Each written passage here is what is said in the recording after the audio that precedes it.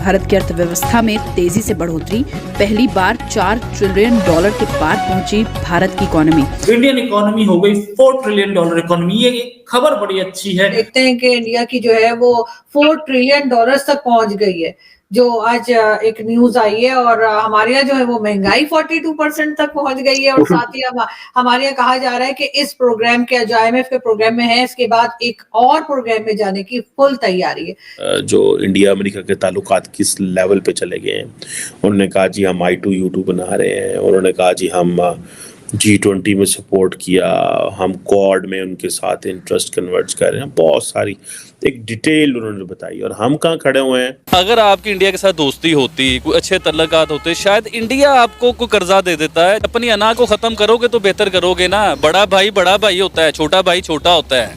अब आप ये देखिए इंडिया कितना बड़ा है, तो उसे बड़ा मान लो यार, ये बड़ा है। अगर यही इकोनॉमिक ग्रोथ रही इसी तरह पाकिस्तान की और इसी तरह इकोनॉमिक ग्रोथ इंडिया की रहेगी, तो 2050 में इंडिया की इकोनॉमी पाकिस्तान से 40 गुना बड़ी होगी। आप मुझे ये बताएं, आपकी मस्जिदों में जूते सेफ नहीं है, टूटियां सेफ नहीं है, कलाशनकोव की गोलियां चल रही, बम फट रहे हैं, क्योंकि उन्हें पता ही नहीं कि मस्जिद जगह क्या किस जगह का नाम है। ये कहने को तो आप बार बार कहते हैं कि अल्लाह का घर है, हम अल्लाह की बात करें। टारगेट किलिंग तक हो रही है, टारगेट किलिंग तक हो रही है मस्जिद के अंदर, मस्जिदों के अंदर बम फट रहे हैं आपके। डॉक्टर साहब ये तो बड़ी अलार्मिंग।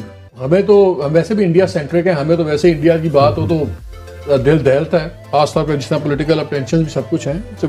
स्टेट को क्यों नहीं पता कि नरेंद्र मोदी की कितनी एक्सेस है और हमारी कितनी एक्सेस है। हम आज कहाँ खड़े हुए हैं कि आज इंडिया के इतने ज़बरदस्त ताल्लुकात हैं अमेरिका के साथ, और हमारी वही पुरानी हालत है कि कभी कांग्रेस मैन आते हैं, वो हमें ये कह देते हैं आप सारी कंपनीज की प्रोडक्शन हाउसेस वो इंडिया में है।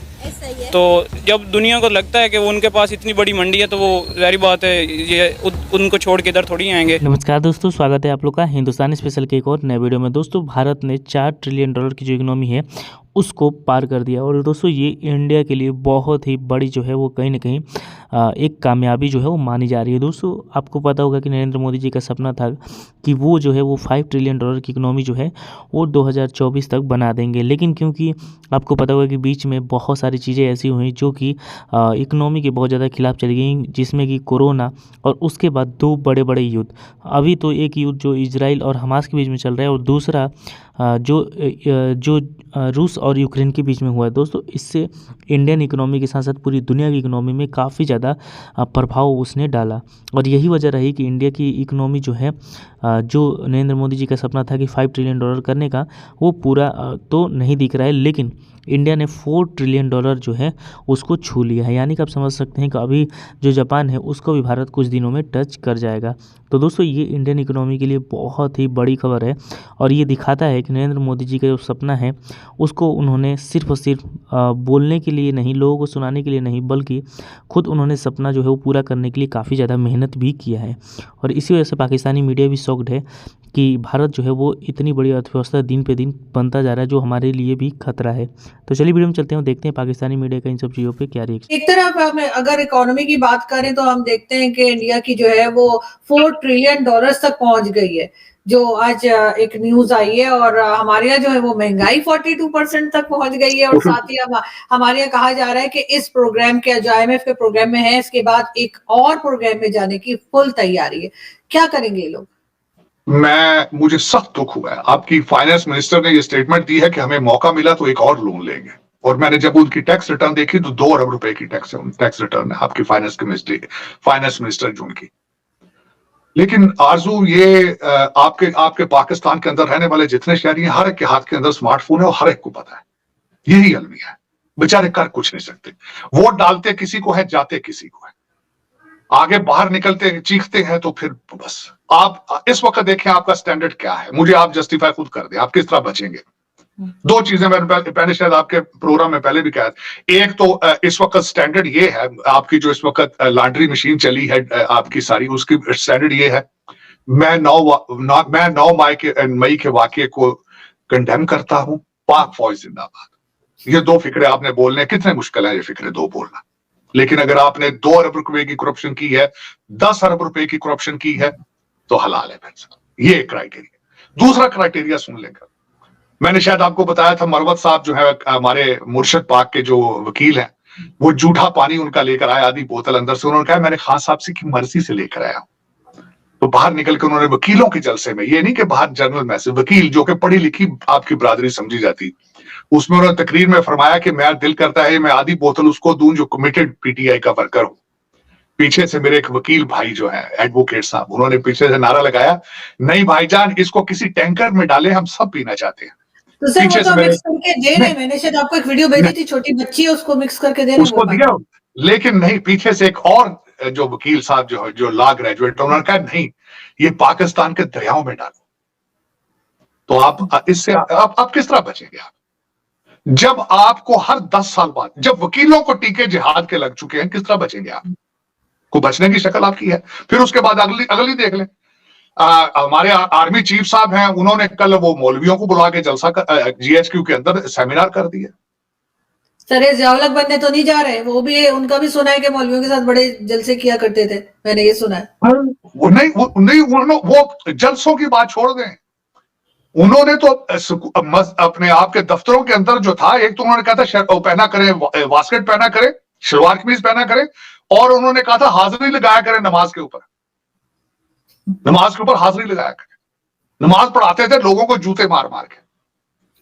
तो ये पता नहीं फिर ये क्या, जिस तरह मैंने जिस तरह बताया, आरजू जिस तरीके से आपको जूते मार मार के लोगों ने मुसलमान किया था, अब इसी तरह जूते मार मार के नमाजें पढ़ाएंगे, कितना सा पढ़ लेंगे इस तरह नमाजें आप? हालांकि मैं जो इंसान हूं, मैं आपको वसूख के साथ कह देता हूं, मजहब ये रिचुअल है, फिलॉसफी को समझो पहले। खुदा आपके दिलों के हालों को जानता है।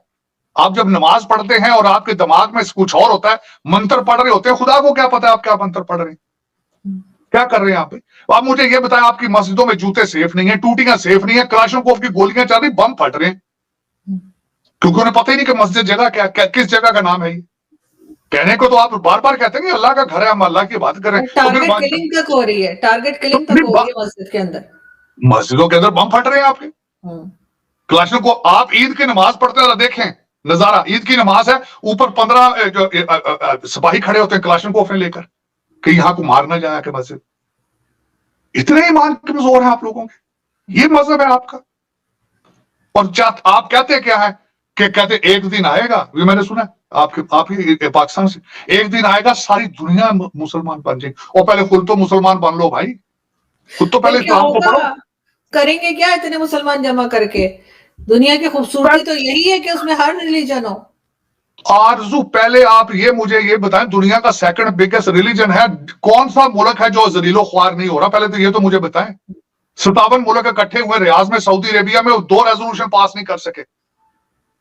जो पहले मुसलमान है उनको तो मुसलमान करो पहले, फिर बाद में दूसरी दुनिया को मुसलमान करना। यही तो धोखा है, यही तो धोखा हो रहा है ना सारा हमारे साथ, कि जो मुसलमान है वो मुसलमान नहीं है, वो कहते हैं सारी दुनिया को मुसलमान करना है। ये पता तो दोस्तों, जैसे कि आपने इस वीडियो में देखा कि जो पाकिस्तान की मीडिया जो है वो अपने हालातों पे रो रही है। दोस्तों, एक तरफ जहां वो देख रही है कि इंडिया लगातार ग्रोथ पे ग्रोथ कर रहा है, वहीं पाकिस्तान जो है वो लगातार बदहाली में जो है वो जाता जा रहा है। दोस्तों, पाकिस्तानी मीडिया इस बात पे भी रो रहा है कि पूरी दुनिया आगे की ओर बढ़ रही है और हम जो है वो पूरी दुनिया के लोगों को मुसलमान बनाने पे लगे हुए हैं। यानी कि आप समझ सकते हैं कि ये कहीं ना कहीं पाकिस्तानियों के लिए एक बहुत बड़ा कामयाबी है कि वो किसी दूसरे मजहब के लोग को वो मुसलमान बना दें, लेकिन पूरी दुनिया इसको कहीं ना कहीं जोक समझती है, क्योंकि इतनी छोटी सोच जो है वो आप समझ सकते हैं कि पाकिस्तानियों में है।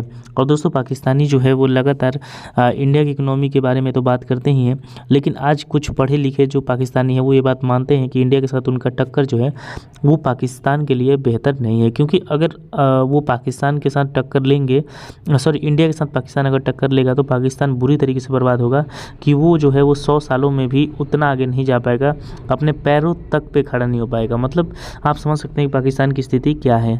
लेकिन फिर भी पाकिस्तानी धमकी देते हुए नज़र आते हैं, फिर भी पाकिस्तानी ये कहते हुए नज़र आते हैं कि हम जो है वो इंडिया को बर्बाद कर देंगे। दोस्तों, इंडिया की इकोनॉमी $4 ट्रिलियन पहुँच गई और पाकिस्तान जो है वो कर्जों पर चल रहा है। दोस्तों, अभी पाकिस्तान में एक और न्यूज़ आई है कि पाकिस्तान जो है चाहता है कि एक और पैकेज जो है वो IMF से लिया जाए, यानी कि अभी एक और लोन जो है वो पाकिस्तानियों के सर पे चढ़ाया जाए।